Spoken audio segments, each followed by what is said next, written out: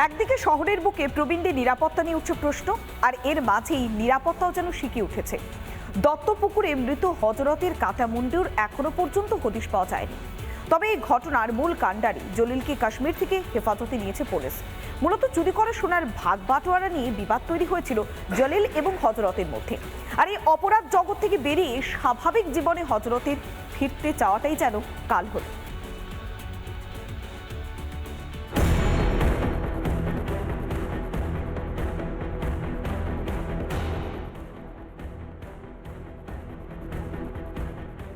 চলতি মাসের ৩ তারিখ দত্তপুকুর থানার বাজিতপুর এলাকায় মাঠের মধ্যে ঠিক এই জায়গাটা, এখানেই মুন্ডুহীন এক ব্যক্তির দেহ উদ্ধার হয়।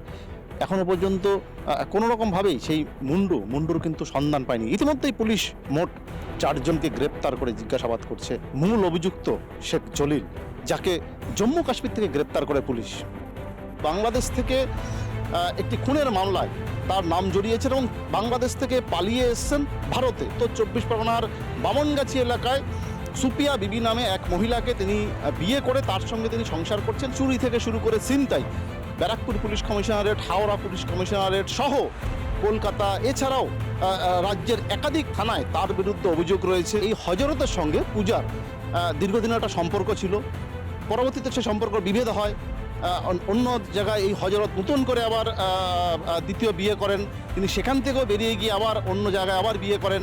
অর্থাৎ এই যেটা বড় তাদের যে বিবাহ পর্ব, সেই পর্ব যেমন রয়েছে, অন্যদিকে যে চুরি বা ছিনতাই, এর একটা ভাগ বাটোয়ারা, একটা বিগ পরিমাণে একটা অঙ্ক, যে টাকা বা সোনা, একাধিক গহনা থেকে সমস্ত কিছুই জড়িয়ে রয়েছে।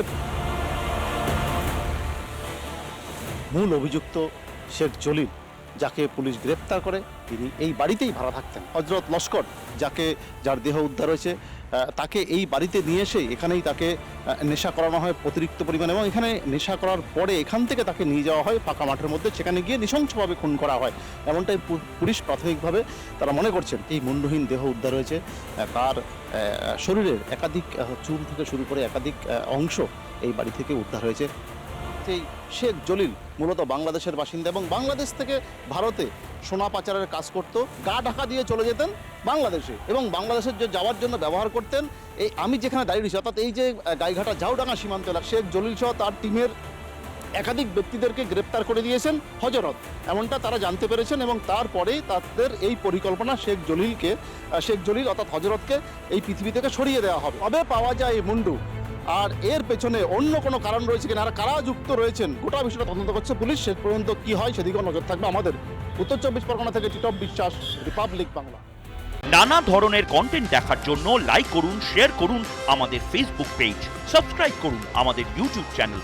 পাশাপাশি অন্যান্য ব্রেকিং নিউজের জন্য অবশ্যই চোখ রাখুন রিপাবলিক বাংলায়।